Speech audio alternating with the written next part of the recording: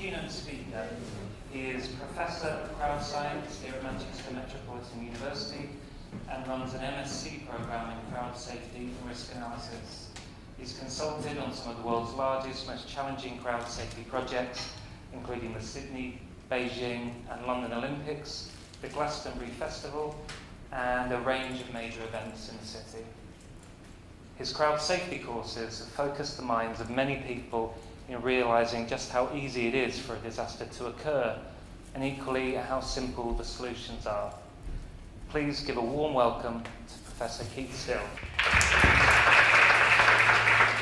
I'm not going to bore you with the details, but I'm a fellow of the Institute of Mathematics and its application, a fellow of the Institute of Civil Protection and Emergency Management, a specialist fellow of the International Institute of Risk and Safety Management, a member of the Expert Witness Institute, a fellow of the Institute of Place Management, and a fellow of the Higher Education Authority.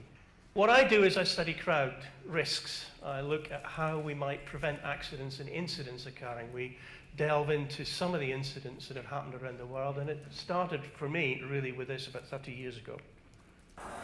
This is a situation, of course, fraught with danger. And the crowds are corralled these days in football stadia, and tempers possibly becoming frayed in there, but surely the safety of the crowd is of the utmost importance. So what went wrong? Why did it happen? What should we have done? What have we learned since then? Love Parade, 2010. Now, at this level of density, we get what's called restrictive or constrictive asphyxia. People suffocate. It's called a crowd crush, but it isn't. It's a slow suffocation. So understanding what goes wrong there and trying to put that right really is the focus of my research. We study this phenomenon called the progressive crowd collapse. As the crowd falls over, arms and legs get twisted together, blood supply gets cut off to the brain, you lose consciousness in about 30 seconds, 6 minutes later you're brain dead. So it's very important the kind of work we do, because this is the sort of thing that we look at.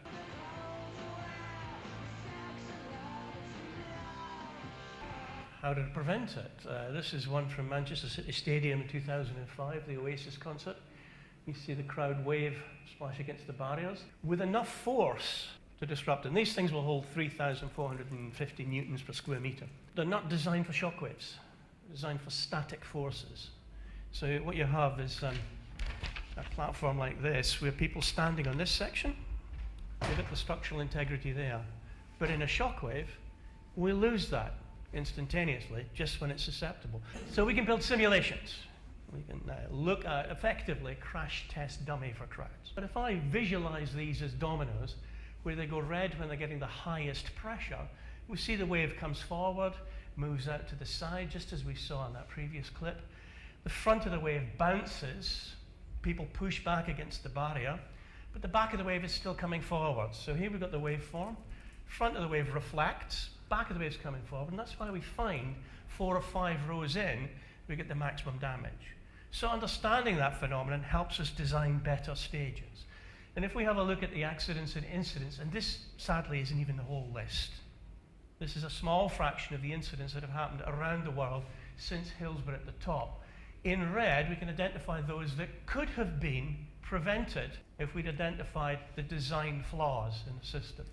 And sadly, in 2017, the incidents occur. So understanding design, information, and management is critical to keeping environments safe. But we also advise on non-ticketed events, these street events, the festivals, the carnivals. So I've done work with New Year's Eve.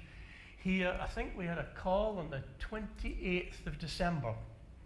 Could we review a New Year event?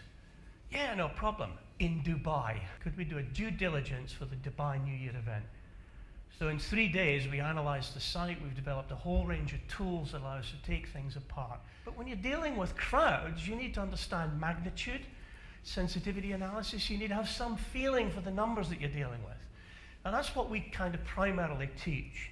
Now, when people ask me about major events, street events, oh, I don't know how many people are coming, so what's the best way to plan for an event? I only ever needed 4 bits of information before I could help advise.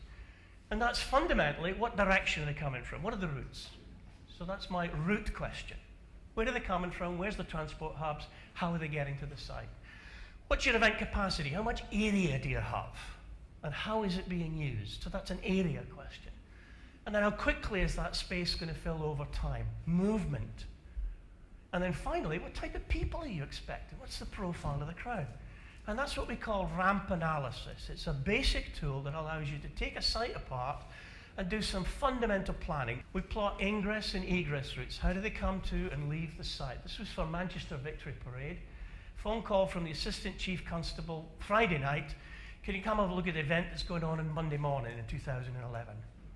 So there's the route from Deansgate. In 1999, there was an incident in Deansgate where somebody was unfortunately died. And the police were very nervous about it, and they got this barrier plan, which is a barrier down the centre of the road. So 1/3 of the road in the pavement for the crowd, 1/3 of the road in the pavement for the crowd. Barriers down the middle so the bus can go down and segregate the crowd from the vehicle. Ramp analysis. Where are my transport hubs? Oh, they're all to one side of the barrier system. How am I going to fill this area? Where's your barrier bricks? Is that important? Yes, bloody well put them in. Fill this side first, then that side, so we can balance the use of the space. We also said you don't need barriers in that section. There's no rail access because you've got a rail station down by Old Trafford. So routing. Areas. This was Leicester Caribbean Carnival. I did a lecture with the police officers down there. We currently have mandatory police training using ramp analysis and the dim ice models. The tools that we develop here are now mandatory police training for all public event commanders. So for 25 years, Leicester Caribbean Carnival was a high-profile citywide event held in Victoria Park, 90,000 square metres, 60 to 100,000 people. Do the maths, that's loads of space. City councillors decided they want to move it into the city centre. And despite advice against, the politicians' mind was made up. Oh, the revenue it can generate, the fact that we've got people coming in, the tourism, the impact, etc. We went, hang on, you've only got 10,000 square metres. 100,000 people, 10,000 square metres. That's a crowd management problem. Police can sort that out. Crowd management companies can sort that out. Don't come to us with problems, come to us with solutions. So they came up to a workshop that I was doing in the Emergency Planning College at Easingwold, and we said, hey, you've got concession stands in there as well. Yeah? So you've really only got 8,400 square metres for the crowds. Oh yeah, and we want a parade to go through it too. And I went, whoa, hang on a second. The problem wasn't so much that we understood the issues, was how do we convince the politician? Because their mindset is wired very differently to ours. We can analyse risk and safety, but we need to convince the politician. So we put this slide together, and that actually did the trick. It's tomorrow's headlines. You want to take that to the same scale and put it in there? Are you mad? Because that's what's going to be in tomorrow's newspaper. Because I'm going to give it to them. Advise against. One Google Earth image just showing the things side by side. So we use things like Google Earth. This was the royal wedding. Press was saying there was 1 million people there. That's not what we planned for. We planned for its capacity. So again, we tend to use these tools. I've got this model that allows me to populate to appropriate densities so that if we've got a CCTV camera and that's what I'm seeing, this is the density I'm dealing with, these are the numbers we're dealing with. We knew that area, for instance, would be full 5 days before the royal wedding. That's typical of these kind of environments. So knowing the areas, knowing the routes, the next thing we need to consider is movement. How do people arrive over time? So this was the London New Year fill predictor. We knew the areas. We could also do statistical sampling on some of the key ingress routes. Using simple techniques allows you to anticipate, prepare, prevent accidents and incidents. Religious crowds have a different type of psyche, a different type of mentality for going to those events. So you've got to understand the crowd, you've got to understand the psychology, the behaviour, the makeup of the crowd, as well as the spaces, the routes, the transport system, and your management standing and profile. Thanks very much for listening. Now, we've only got 2 emergency exits here, so if you take it calmly, don't all rush the exits at once. Thanks for listening, and have a safe journey.